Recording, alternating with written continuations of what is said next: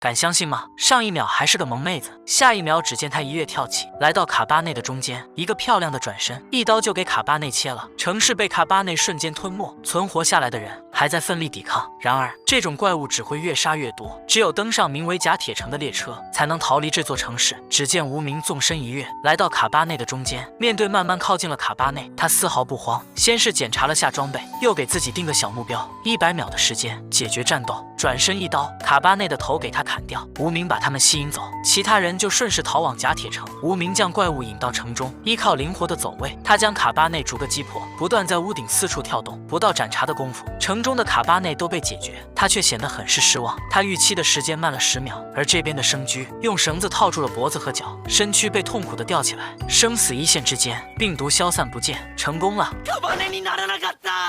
这时他的好友小胖赶来，生驹被咬的事告诉了小胖，他们一起通过暗道前往假铁城。小胖拿出披风给他遮挡伤口，没想到他们刚到假铁城，要求脱下衣服检查，要是给他们看到伤口，百口难辩啊。这时2只卡巴内向他们靠近，生驹想挺身而出打败卡巴内，这样就不会怀疑他。世事无常，没等卡巴内靠近，无名瞬间就将1只秒掉，接着又是一枪解决了另一只。看到眼前这一幕，震惊不已。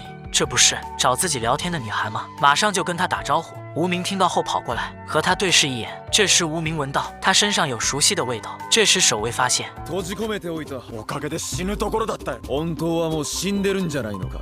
だから牢からも出られた。生驹在无名的帮助下，顺利进入了假铁城。此时的无名因为刚刚的战斗消耗了太多的体力，他只好缩在角落休息。成群的卡巴内蜂拥而来，守卫们开枪阻止，但都无济于事。突然，一只卡巴内挤破铁门，将头给伸了进来。生驹冲过去，掏出罐锏打开铁门，对着卡巴内的心脏来了一枪，直接就把他给打了下去。他自豪地跟大家炫耀自己的罐锏，但大家却露出恐惧的眼神。病毒还是让他显出卡巴内的心脏，他想跟大家解释他已经控制病毒。信任他的小胖也害怕的后退。这时守卫也赶了过来，直接将枪口对准他，啥也不问，一枪给他打下了车，被当成弃子一样抛弃。假铁城来到下个出口，但他们打开吊桥时，切换装置没有反应，被什么卡住了。而卡巴内也趁机追了上来，生驹在外面不断和卡巴内战斗。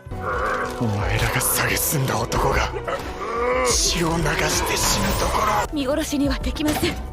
守卫不愿意出手帮忙，是卡巴内在自相残杀。生驹缓慢地走向吊桥，我会用尽全力拯救你们，你们就一辈子痛苦地活着。我会在另一个世界嘲笑你们的愚蠢。他们总算得救。看着假铁城逐渐离开，生驹完全陷入了绝望，一个人跪在原地抱头痛哭。这时一根绳索丢了下来，这个时代被一种不明生物占领，但凡被咬到的人都将被感染。就在刚刚，生驹为救大家，拿着罐锏对准卡巴内的心脏，来了一枪把他给打了下去。之前被咬感染病毒，产生了卡巴内的心脏，守卫直接将枪口对准他，当成卡巴内给打下了车。生驹被他们无情的抛弃，看着逐渐离去的假铁城，一个人跪在原地抱头痛哭。这时一根绳索丢了下来，无名跳了下来，将绳索固定到他身上。小胖启动机器，强制把他拽上车。上车又能咋样呢？大家恐惧他是卡巴内，守卫直接丢给他炸药。恥とは思わんぞ。少しでも人の心、皆のために自決しろ。无名站了出来，亮出后背。カバネと人の狭間にある。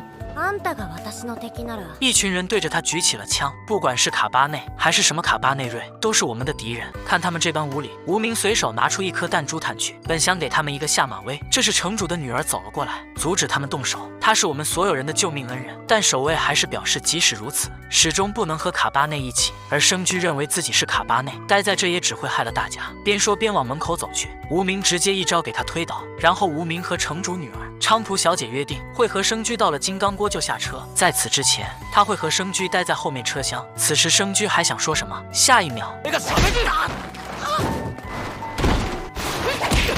总之，就算你们拒绝，我还是要成。就这样，无名和生驹留在了车上。醒来的生驹发现他身上的伤也痊愈了，想起无名要去金刚郭，听说有研究卡巴内最先进的技术，看到自己身上发生的怪事，想去试试能不能把自己这怪物身体治好。但车上的人们还是有后顾之忧，他们想联合起来，想把他们赶下车。好在菖蒲是城主的女儿，才让他们消停了下来。此时无名开始训练生驹，去金刚郭的路上会有不断的战斗，要有一个能做他肉盾的人，在他战斗后进入恢复状态，还能不惧怕卡巴内攻击的人。但仅靠现在的身躯，战斗能力实在太差，可练了半天，每次都被轻松撂倒，根本不堪一击。无名都不需要解除自己脖子上的禁止，就能把他打得找不到北。骨なんだおい何する気だ